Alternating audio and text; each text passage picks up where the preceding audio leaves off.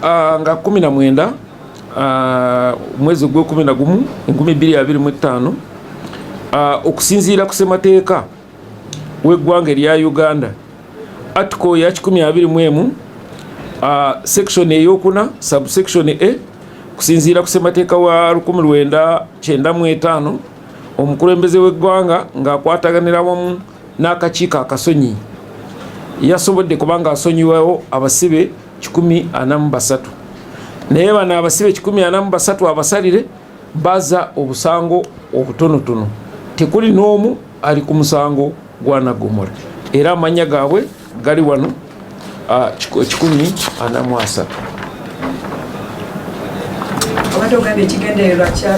Ekigendererwa ky'okuba nti bana abasibe basonyiwa kwe kwagala kukendeeza ku mujjuzo oguli mu makomera kubanga kaakano tulina abasibe 78,000 ate nga kapasite yaffe ekyali ku 2,212.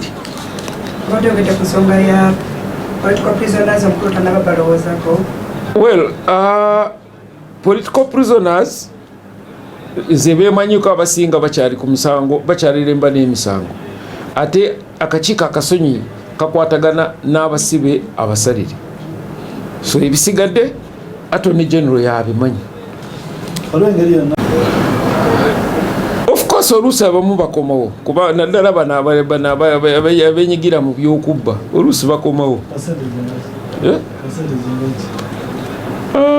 Well, nina okufaka kusooka kinoonyerezaako kubanga okimbuuziza ezo si statistics tukapitalinga buli kiseera naye tekibaawo nti oli afuluma ate naddamu kukola ebikolobero n'akomawo. Nzijukira mu biseera ebya covid abo abaali bamenya amateeka ga kafyu omukulembeze yayogerako ne ssebe wa gavumenti DPP n'agamba nti emisango abo abali mu kkomero lw'emisango gya kafyu agijjemu enta balyoke bayimbulwe era abasinga bafuluma kwekyo naye nga tasobola kuba nti abasonyiwa direct aba alina okuyita kubanga baba bakyali mu kooti yeba erina okukola ki okusalawo tebali mu mizigiti oba mu katale bagendayo lwa nsonga waliwo be batuusako embeera etali ntuufu kati bali eri bali kukola obusibe kusinziira ku misango gyabwe gye bakola ki gye bazza so tosobola kugamba nti bona obayimbule oba olyamuza amaanyi abo abakosebwa bino ebikolobero ebyabasibe bye bakola ki bye bakola ate omanya nti oli bwabeera omusalire kiba kituufu nti obukakafu bwavaayo nti omusango yakola ki yaguza bano bebesalire nakisaba gurupu eno teri yasaba naye kitukakatako nga ab'ekitongole ky'amakomera nti buli mwaka tuba tulina okuteekayo enkalala z'abo abasibe betukakasa nti bagwa mu kiti ekyokuba nti basonyiibwa. Nga nkukavu 8 naye obusobozi bwaffe twandibadde obulungi nga tukuuma abasibe 2,212 kati bw'ojjako 10 kino omulundi ogumu ogatteko n'abalala abafuluma mu ngeri eza bulijjo kiba kituyambako ffe nga ab'ekitongole ky'amakomera. Ku makomera 269 bano bavudde mu makomera agatali wansi w'e10. Leero tebagenda kusula mu kukomera kuba ebifaananyi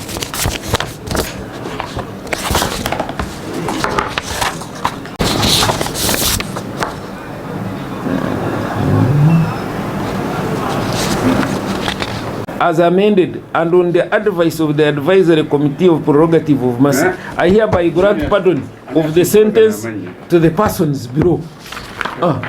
Then, yange ya president. Bone banoonyako bye baagala. Kati nga wano olaba temuli n'omu oli ku musango gwa Nnagomola. Naye aba Nnagomola bawera olusango. Kwakukubira wasonyiwa kwa kikumi tekuli. Ziba 0.210%.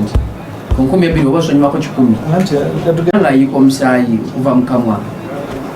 yagenda nga mulamu atambula bakugamba bwogenda mu kkomera ku nsonga z'omukyala Madada Sauda omusibe omukyala ali eruzira nga namba 975225 kiri nti ennaku z'omwezi nga 10 mwezi ogw'omwenda twayaniriza omusibe oyo ayogerwako eruzira mu kkomera ly'abakyala era nga bwe tukola bwe bamucekinga abasawo ne basanga nga ayinako obulwadde obwalina okujjanjabwa nga lumu Novemba 2025 sawa nga 5 ez'ekiro ng'agenze mu kinaabiro yafeintinga naye banne ne badduka ne bamuyamba ne bayita abasirikale n'abasawo okujja omukolako era olwamala omutuukirira ne bamutwala mu ddwaliro oba mu Sikibe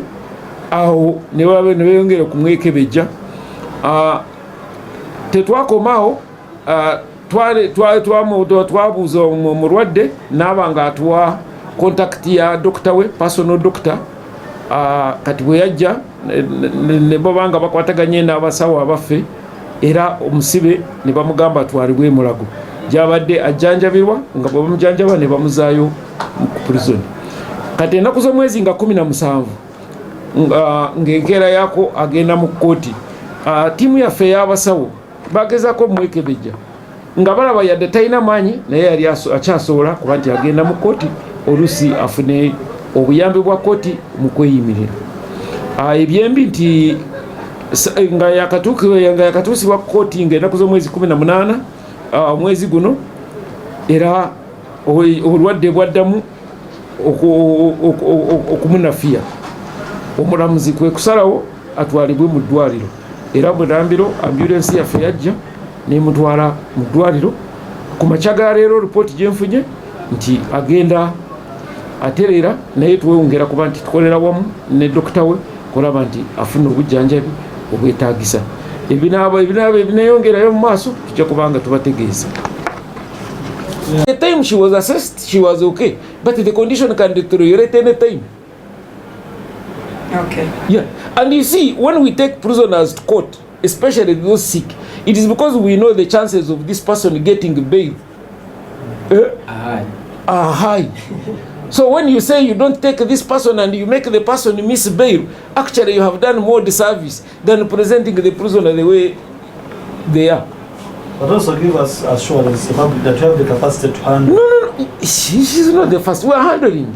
That's why I'm telling you that we are even able that we are dealing with his personal doctor called Andrew. Let me see. His son is but that is not for me. Prerogative of mercy strictly works with convicts. You can always see what is happening on 121.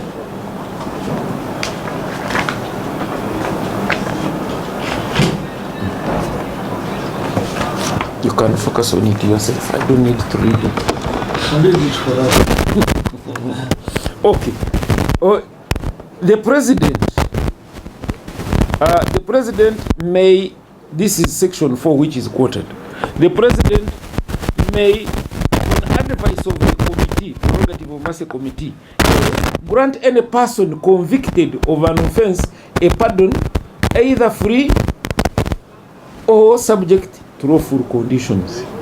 B, grant a person a respite, either indefinite or for a specified period from the execution of punishment imposed on him or her for an offense. C, substitute a less severe form of punishment for a punishment imposed on a person for an offense. Or D, remit the whole or part of the punishment imposed on a person or of a penalty or a forfeiture otherwise due to government on the account of any offense.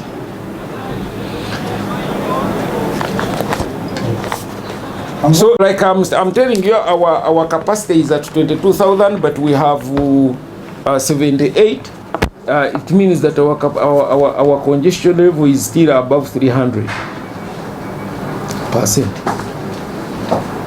Of course, with the 78,000 inmates that we have, when you remove this 143, it's a relief, because our capacity still remains at 22,000 inmates. So any chance of release or easing the number is an advantage to us as Uganda Prison Service. Of course, the process starts with the Uganda Prison Service. Annually, we submit, normally media is when we submit those people who fall in the category of pardon. For purposes of minor offenders or offenders or convicts who have finished more than 50% of their sentence, qualify for pardon. Special categories within this are the elderly above 60 years, the suckling mothers, the pregnant mothers, and the terminally sick.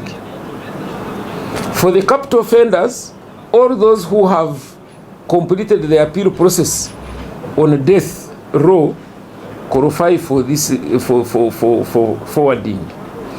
All capital offenders who are remaining with less than 2 months to their sentence also are submitted in this category. But apart from our normal submission, we submit to the Prerogative of Mercy Committee, which is chaired by the Attorney General, and with, of course, with a review on each case as we submit. Then they also go in and make their assessment and recommend to the President. But there is another channel that sometimes the prisoner, using his lawyers, especially these capital offenders, can petition the President. And when the petition reaches the President's desk, it is brought to the Prerogative of Mercy Committee, and the committee advises accordingly. When are they going home? As I'm talking today, they will not sleep in prison. Because as soon as we receive the order, we execute. They come from the same prison? No. They come from more than 100 prisons out of the 269. And this means Klasi, umusomesa ne bw'obeera mulungi otya era mujja kubaamu abaana abatayita ebigezo. Kubanga ye system. Pardon in respect of 143 prisoners. Today, 19th of November 2025, in accordance with Article 121, Section 4, Subsection A of the 1995 Republic of Uganda Constitution, on recommendation of the Prerogative of Mercy Committee, His Excellency the President of the Republic of Uganda has granted pardon to a total of 143 convict petty offenders. And their list is here. What I have to emphasize is that this was done for purposes of decongesting the prisons. That is the major reason we have here. And all of them are pet offenders or minor offenders, those who committed misdemeanors and were convicted on them. We don't have any capital offender in here. What's the which sort of crimes? I have said minor offenders. Minor pet offenses are like theft, criminal trespass, grievous harm. According to the penal code, those cases triable by the magistrate's court, not the high court. So, institution yasooka yali komera kubanga Katonda bwe yasala omusango bayonoona n'abasalira omusango okay. In the matters regarding prisoner number 975 of 25, Madada Sauda, on 10th September 2025, Ruzira Women Prison admitted the aforementioned prisoner from Kawempe Chief Magistrate Court. The on-entry medical examination found her with a medical condition.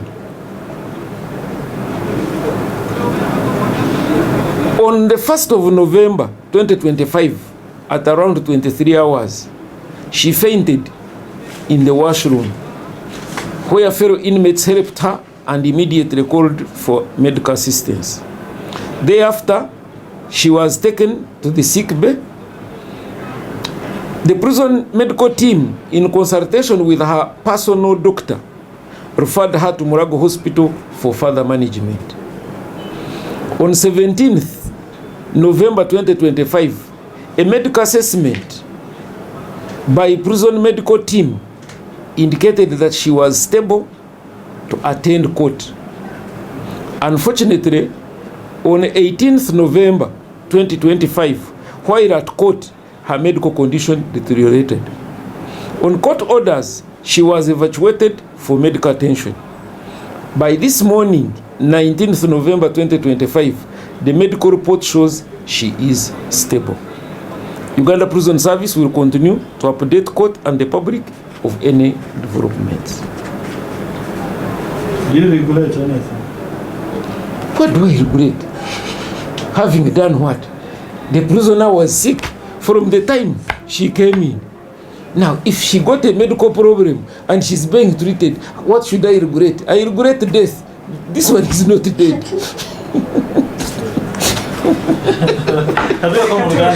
Tinga katinga bwe tuli mu kitegeeza ebintu bingi kubanga kati olaba tuli mu elections, kati bw'otaba sibe abangi bwe batyo kiba nakye waliwo political capital gy'okola ki gy'oripinga naye ate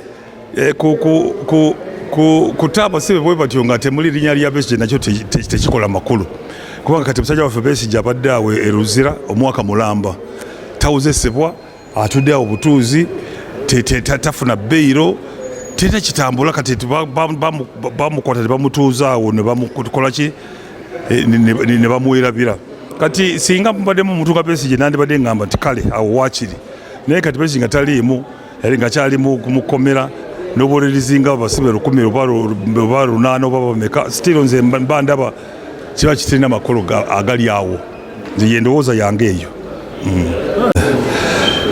Well, good. That is good. That is good. The president has done that because that is his constitutional right. The constitution gives him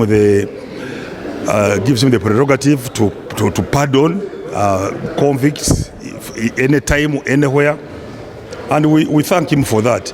But I think again, it's not enough to release all those kind of people. I would have expected the name of Dr. Kizza Besigye and Sheikh Hajabed Lutale to be also among those released. Because as you know, Besigye and Lutale have been in Luzira since November last year. They have not appeared before any court for trial. They have been denied bail. All their rights have been, compromised, and they are there, poor men. So I think it would have made a lot of meaning if those two names were also among the list of those whom the president have pardoned. Give me this opportunity. The president pardoning the prisoners. The prerogative of mercy to pardon. Yes, he has the powers. The constitution gives him powers. And for me, I don't see it as a bad thing, really. It's a good thing and I welcome it. But the most important thing is what category of people, It should extend to every other person, even the political prisoners. There are those who have been there uncharged and all that. So why keep them uncharged? What best order them to be charged? If they have no case, they release them, So that would be my concern here and the comment. Thank you so much. Yes, thank you very much. Wambede says my name. I represent Northern Region Mbale City. So President alina obuyinza semateekemu obuyinza nti saawa yonna asobola okukola ki okusonyiwa ba prisoners. That one has it. Nze nkisanyukira nti kirungi. Naye what type of prisoners basonyiye? It should even include even the political prisoners. So I will be happy singa agamba nti he has extended his prerogatives of mercy even to prisoners. Kati waliwo abantu who have never been charged. Myaka ne myaka bali in prison. Why not pardon those? You know? So that will be my comment.